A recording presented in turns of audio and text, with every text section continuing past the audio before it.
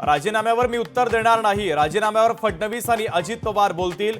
राजीनाम्याच्या मागणीवर धनंजय मुंडेंचं महत्त्वाचं वक्तव्य।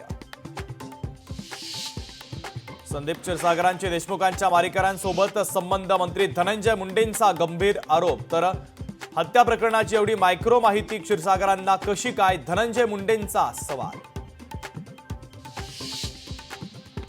अजित पवार गुरुवारी बीडच्या दौऱ्यावर, 30 जानेवारीला बीड जिल्हा नियोजन समितीची बैठक। पालकमंत्री पदाची सूत्र स्वीकारल्यानंतर अजित पवारांच्या उपस्थितीमध्ये बीडमध्ये होणारी पहिलीच बैठक।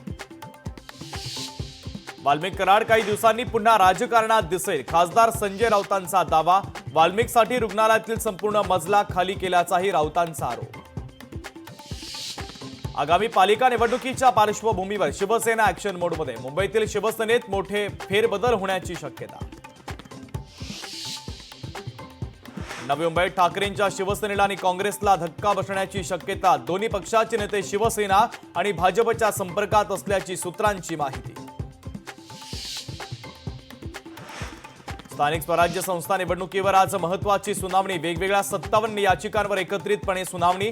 तब्बल 23 महापालिकांवर सध्या प्रशासकीय राजवट।